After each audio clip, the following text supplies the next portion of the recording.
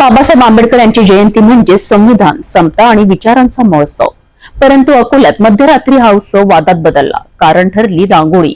बाबासाहेबांच्या भव्य प्रतिमेत साकारलेला काँग्रेसचा पंजा हे चिन्ह वंचित बहुजन आघाडीला चटकन पसलं नाही आणि पेटला एक राजकीय शाब्दिक वाद.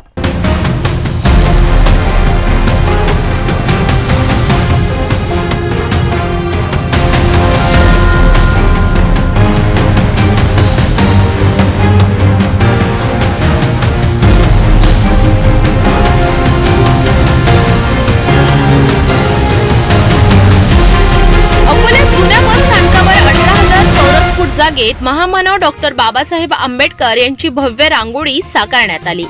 या रांगोळीत काँग्रेसचं पंजा चिन्ह सुद्धा बाबासाहेबांच्या प्रतिमेत दाखवलं गेलं आणि तिथूनच सुरू झाला वादाचा भडका.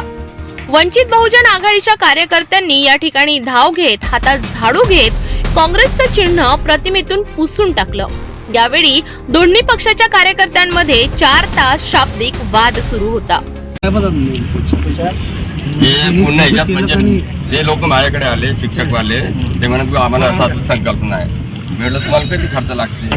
म्हटलं मी सगळं आमचं त्याच्याबद्दल ऑब्जेक्शन आहे का विषय तुम्हाला काय सांगितलं आम्ही? नाही, तो त्यांची भेट करून 45 मिनिटं भेटलो, आपण बोललो.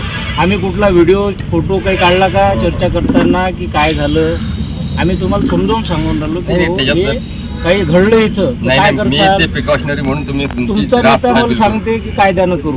मी काय म्हणतो, तुम्ही त्या प्रिकॉशनरीच्या साठी आले की काही घडायला नाही पाहिजे. बरोबर आहे. आपण काय बोलले की कायद्यानं करू हेच बोलले की नाही? तुमच्या समोर बोलले. तुम्ही कोणतरी त्याला थांबवलं का? किंवा आम्ही जर तुमच्याशी आवाज चढून बोललो, आम्ही तुम्हाला चुकीचं बोललो तर मग आम्ही दोषी आम्ही तुम्हाला समजून सांगून राहिलो.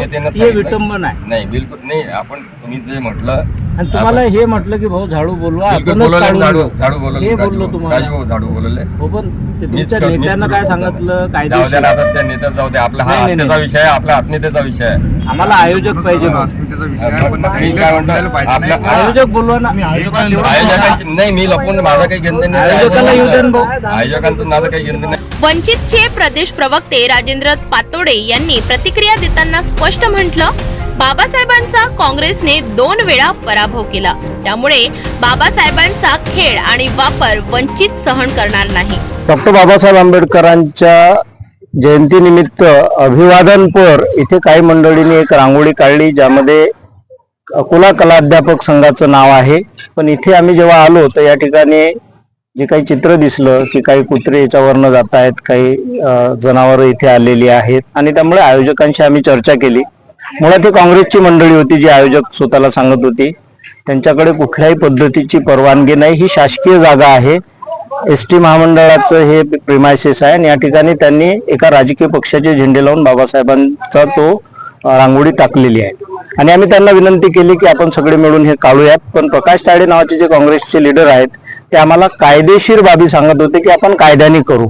आणि म्हणून आम्ही इथे पोलीस बोलवले आणि त्या आयोजकाला घरून उचलून आणायला सांगितलं आणि त्यांच्या मार्फत हे सगळं साफ करायला सांगितलं. अशा पद्धतीने जर राजकारणासाठी बाबासाहेब आंबेडकरांचा वापर केला जात असेल तर वंचित बहुजन आघाडी ते सहन करणार नाही आणि म्हणून ते आम्ही सगळं काढायला सांगितलं. बाबासाहेब आंबेडकरांचा 2दा पराभव काँग्रेसने केला, एकदा भंडारा आणि मुंबईमध्ये. बाबासाहेब आंबेडकरांचं महापरिनिर्वाण झालं त्यावेळी त्यांना दिल्लीमध्ये त्यांचं स्मारक होणे नेहरू गांधीच्या बाजूला अपेक्षित होतं. त्यांनी ते होऊ दिलं नाही. बाबासाहेबांचं पार्थिव त्यांनी मुंबईत पाठवलं आणि त्याचबरोबर आमची जी बुद्धगया आहे त्या बुद्धगयेचं व्यवस्थापन बुद्धांना मिळू नये हा काँग्रेसनेच केलेला कायदा आहे आणि त्यामुळे काँग्रेसला काहीही अधिकार नाही की ते बाबासाहेबांना अशा पद्धतीने चित्रित करतील. म्हणून हे सगळं काढत असताना वंचितच्या कार्यकर्त्यांनी ते चिन्ह पुसून टाकलं. झेंडे आम्ही स्वतः काढून दिले.